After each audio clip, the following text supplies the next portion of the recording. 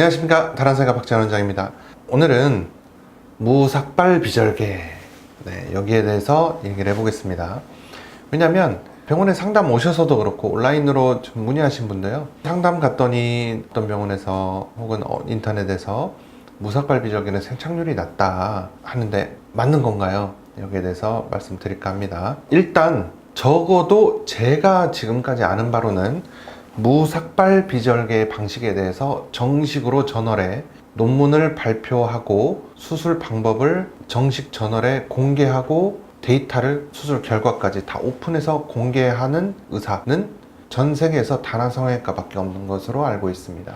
그리고 무삭발 비절개 방식에 대해서는 제 입으로 얘기하기는 좀 그렇지만 거의 전 세계의 모발이식 하는 의사들이 저와 저희 수술팀 다나성형외과를 제가 넘버1이라고 얘기하기는 그렇고 넘버 2, 3 안에는 들지 않을까. 그래서 이번에 Annals of Plastic Surgery라는 SGI 저널에 저희가 600 케이스 이상의 무삭발 비절개 수술 경험을 모아서 논문으로도 냈죠. 수술 방법부터 상담하는 요령, 수술 방법, 노하우, 데이터까지 전부 다 오픈했습니다. 무삭발 비절개의 대표적인 방식은 3가지가 있습니다. 하나는 회전하는 날로 머리카락을 커팅하면서 펀치까지 하는 다이렉트 방식이 있고요. 미리 선별해서 펀치할 모발만 자르고 잘라놓은 거를 찾아서 펀치하는 프리테이밍 방식이 있고요. 또 하나는 롱헤어 무삭발 비절개, 이렇게 3가지 방식이 있습니다. 이 중에 다이렉트 방식은 세계 최초로 제가 발표한 방식입니다. 그리고 롱헤어 무삭발 비절개는 제가 세계 최초로 이거에 맞는 오픈 윈도우 펀치라는 장비하고 이거를 개발까지 했고 특허를 가지고 있습니다. 즉 무슨 말이냐면 제가 가장 전문가로 국내외에서 많이 얘기를 듣고 있기 때문에 제가 말씀드리는 게 아무래도 신빙성이 있지 않겠나. 그 수술을 하지 못하는 사람이 그렇게 얘기하는 건 거짓말이 아니에요. 왜냐면 어떤 A라는 분이 그 수술을 했을 때 결과가 나쁘기 때문에 그렇게 얘기할 수 있거든요. 저희는 무삭발 비절개에 대해서 이 정도의 전문성을 가지고 있고 저희의 결과를 다이렉트하게 논문으로 SCI급 저널에 다 공개하고 있고 무삭발 비절개만큼은 저희가 인정받고 있기 때문에 말씀드리는데, 이거는 뭐냐? 숙련도의 문제다. 숙련도라는 것은 비단 의사의 숙련도뿐만이 아니라 간호사도 팀원 전체가 얼마나 무삭발 비절개라는 수술 방식에 숙련이 되어 있는가 이고요. 무삭발 비절개라는 것이 왜 어려운가 보면 예전에 절개식, 삭발하고 비절개 하던 방식으로 했더니 잘 안 되더라는 거죠. 저희는 오랜 기간의 그런 시행착오와 연구를 거쳐서 저희는 어떻게 했냐, 무삭발 비절개에 적합한 비절개형 펀치, 의자, 환자분이 앉을 수 있는 의자, 침대, 이식 장비, 모낭을 이식하는 도구까지 전부 다 특화되어서 개발을 해버린 것이죠.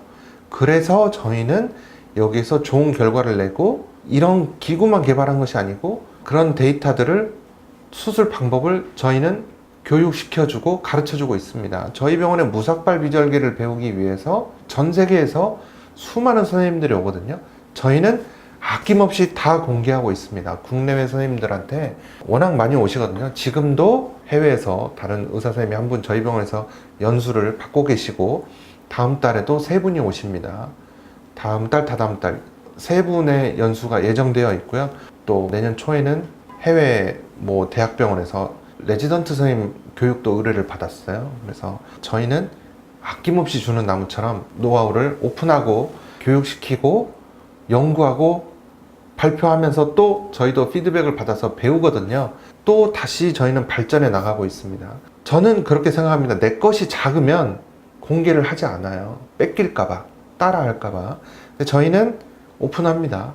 다시 피드백을 받아서 저희가 한 걸음 더 나아가면 되는 것이지 여기서 안주해서는 안 된다고 생각해서요. 저희는 연수 오겠다는 분이 있으면 주저하지 않고 다 기꺼이 오시라고 해서 가르쳐드리고 교육시켜드리고 있습니다. 어쨌든 제가 말씀드리고 싶은 것은 무삭발 비절개, 저희는 결과 다 오픈했습니다. 그거는 숙련도의 문제이지 무삭발 비절개는 생착률이 낮다, 맞는 말이 아닙니다. 무삭발 비절개를 어떻게 하면 삭발 비절개에 가깝게 환경과 조건을 만들어서 수술할 것인가, 그렇게 했더니 별 차이가 없더라는 것은 저희가 이미 다 오픈하고 있고요. 하나는 숙련도의 문제이죠. 저희는 무삭발 비절개 같은 경우는 그냥 루틴 수술화 되어 있습니다. 어쩌다가 한 달에 한 번, 6개월에 한 번 하는 곳과는 차원이 다르죠. 또 하나는 이거를 많이 하다 보니까 어떤 경우에 무삭발이 안 좋더라 라는 거를 저희가 알게 되었어요.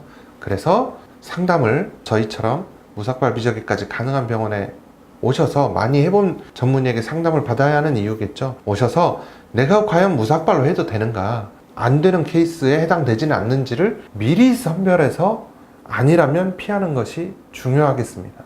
그래서 숙련도, 적응증, 어떤 여러 가지 장비, 노하우 이런 것들이 어우러진 문제이지 단편적으로 무삭발 비절개는 뭐가 안 좋다, 좋다 라고 얘기할 부분은 아니다 라고 말씀드릴 수 있겠습니다. 확산성 비정형 탈모 수술을 간절히 원하시는 분이셨는데 안타깝게도 제가 수술을 하기가 어렵다, 수술이 좋은 선택이 아니다 라는 점을 말씀을 드렸어야만 했거든요. 확산성 비정형 탈모에 대해서 말씀드려볼까 합니다.